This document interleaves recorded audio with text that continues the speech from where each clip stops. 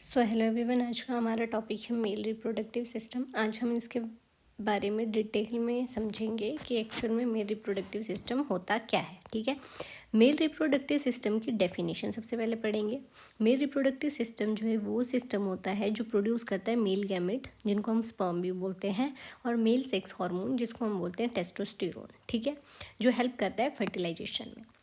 Main function इसका ये होता है कि ये स्पर्म को प्रोड्यूस करता है, टेस्टोस्टेरोन को सिक्रेट करता है, और ट्रांसपोर्ट और नरिशमेंट प्रोवाइड करता है हमारे पास स्पर्म को। ठीक है, और इसका काम होता है इजैकुलेशन ऑफ सीमन। ये हमारे पास पूरा मेल रिप्रोडक्टिव सिस्टम का क्या होता है, फंक्शन होता है। ठीक है, फिर नेक्स्ट आ जाते हैं हम पार्ट कौन कौन से होते हैं मेल रिप्रोडक्टिव सिस्टम में। तो सबसे पहला पार्ट देखेंगे हम टेस्टिस। टेस्टिस या हम बोल सकते हैं टेस्टिकल्स। ठीक है, तो अब सबसे पहले पढ़ेंगे हम part of male reproductive system कौन से हमारे पास टेस्टिस। ये हमेशा पेयर में होते हैं और इनकी शेप कैसी होती है, ओवल। ठीक है, ये स्क्रॉटम में प्रेजेंट होता है। ये जो ये सैक देख सकते हो आप यहाँ पे, ये जो ये है इसको बोलते हैं हम स्क्रॉटम। ये पाउच लाइक स्ट्रक्चर होता है जिसके अंदर हमारे पास टेस्टिस प्रेजेंट होती है।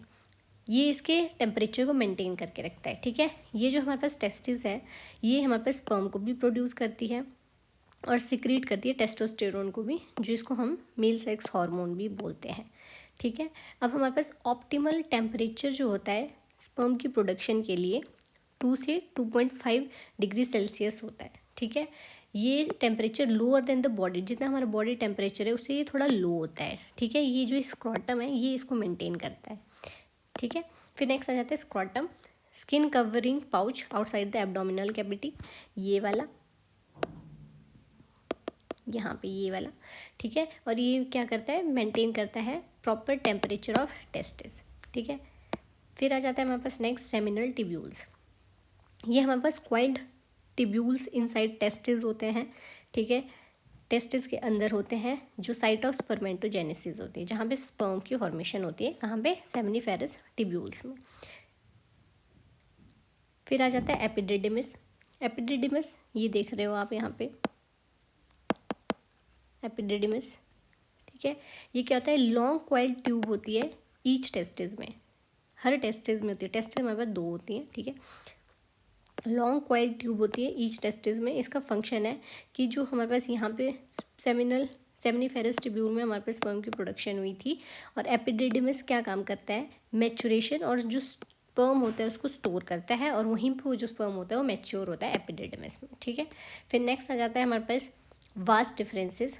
वास्ट डिफरेंसेस बोल सकते हैं या फिर स्पर्म डक्ट भी बोल सकते हैं। ये यहाँ पे दिख रही है आपको ये।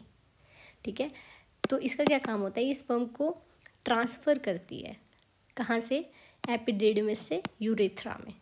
ठीक है, ये दिख रहा है आपको यहाँ पे स्पर्म, यहाँ पे प्रोडक्शन होती है, ये इसको यहाँ से पास करती है यूरेथ्रा में। ठीक है, ऐसे ऐसे ऐसे ऐसे यहाँ से जाके, ठीक है, इधर ये पास करते हैं इसको। अब हमारे पास एसेसरी ग्लैंड आते हैं।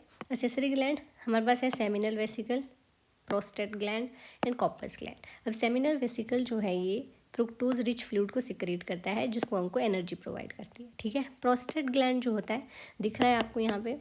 ठीक है, और सेमिनल वेसिकल ये दिख रहा है इधर। अब हमारे पास प्रोस्टेट ग्लैंड जो होता है इसका काम क्या होता है, ये एल्कलाइन फ्लूइड को सिक्रेट करता है, जो एसिडिटी इन वेजाइना उसको न्यूट्रलाइज करता है।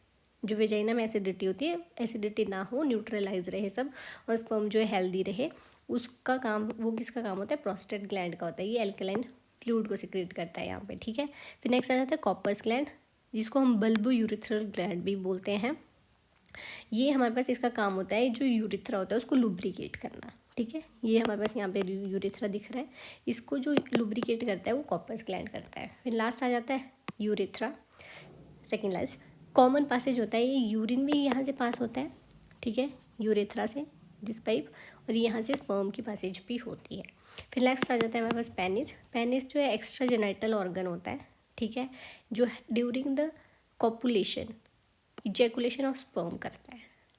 पेनिस ये यहाँ पे दिख रहा है आपको, ये एक्सटर्नल जेनाइटल ऑर्गन है हमारे पास, जो कॉपुलेशन के टाइम हेल्प करता है। ठीक है, फिर आ जाता है सीमन। अब सीमन क्या होता है, सीमन जो है मिक्सचर होता है हमारे पास, एक होता है स्पर्म, एक होता है सीमन। सीमन क्या होता है, सीमन जो है मिक्सचर होता है हमारे पास स्पर्म प्लस ग्लैंड की जो सिक्रेशन होती है उसका। ठीक है, हार्मोन्स इन्वॉल्व होते हैं इसमें, मतलब फिर आगे आ जाता है हार्मोन्स इन्वॉल्व कौन कौन से रहते हैं। टेस्टोस्टेरोन मेल रिप्रोडक्टिव सिस्टम में सबसे मेन काम होता है टेस्टोस्टेरोन का, जो मेल सेक्स हार्मोन होता है, जो मेल में सेकेंडरी सेक्सुअल कैरेक्टर्स को भी डेवलप करता है। सेकेंडरी सेक्सुअल कैरेक्टर जैसे जो मेल्स में डीप वॉइस होती है, बहुत ऊंची एक दबदबी सी आवाज़ होती है, उसको भी वो भी किसकी वजह से होती है, टेस्टोस्टेरोन की वजह से होती है, ठीक है। उनकी बियर्ड आती है, जो उनकी बड़ी बड़ी मूछें होती है, ब्रॉड शोल्डर्स होता है, ठीक है। और अच्छी मतलब स्पर्म प्रोडक्शन को भी स्टिमुलेट करता है ये कौन, testosterone, male sex hormone, and बहुत इंपॉर्टेंट सेक्स हार्मोन है मेल्स में, ठीक है।